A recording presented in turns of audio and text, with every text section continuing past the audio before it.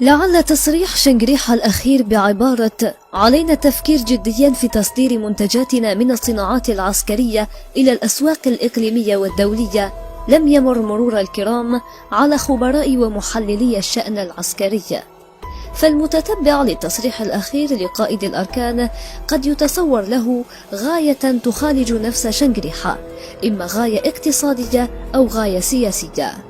فالغاية الاقتصادية هي مراد شنغريحة تصريف الفائض من صناعتنا العسكرية ومنه تحقيق مداخيل بالعملة الصعبة.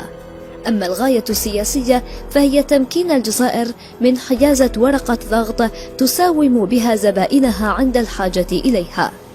لكن لخبراء ومحللي الشأن العسكري كلام آخر، حيث اعتبروا تصريح قائد الأركان خال من أي خلفيات اقتصادية أو سياسية، وإنما هو نابع من خلفيتين عسكريتين، أولهما تتمثل في توجيه أقوى تحذير صادر عن المؤسسة العسكرية، وثانيهما تبرير مسبق عما ستحمله قادم الأيام من أرض المعركة بالصحراء الغربية من معلومات ومعطيات. ترجيح خبراء الشأن العسكري تصريح شنغريحة الأخير بالتحذير نابع من معطيات جيوسياسية للفترات السابقة، فمعظم التقارير العسكرية السرية والعلنية تقارن قوة الجيشين المغربي والجزائري من خلال معطيات عن صفقات تسلحهما، فلا يخفى عن العام والخاص أن الجيشين في سباق للتسلح منذ السبعينات إلى يومنا هذا.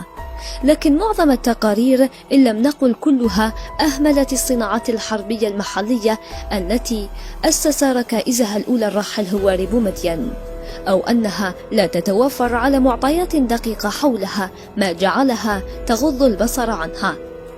وهنا كان مبتغى شنغريحة من تصريحه الأخير، أين أراد تذكير المتناسين أن للجزائر صناعة حربية قوية يمكنها منافسة حتى الدول الرائدة في هذا المجال، وما كنا لننافس إلا بجودة وقوة إنتاجنا العسكري الذي لا تتوفر أي دولة أو جهة على معطيات كافية حولها. أما الترجيح الثاني لخبراء ومحللي الشأن العسكري بأن شنغريحة يستبق ما ستحمله قادم الأيام من أرض المعركة بالصحراء الغربية، نابع من قناعة راسخة من أن الجيش الجزائري قلبا وقالبا مع جيش جبهة البوليزاريو في الدفاع عن أرضه، وما يترتب عن ذلك من دعم مادي ولوجستي لجبهات القتال. هذا الدعم يظهر للعلن من خلال حجم العدة والعتاد الذي يمتلكه الجيش الصحراوي. وهنا شنغريحة استبق الأحداث وبرر أن الصناعة الحربية الجزائرية متاحة في الأسواق الإقليمية والدولية، وأي سوق متمثل في دولة معترف بها مرحب به كزبون للجزائر.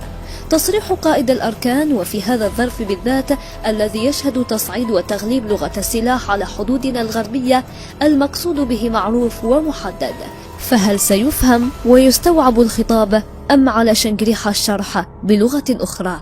الأيام كفيلة بالرد.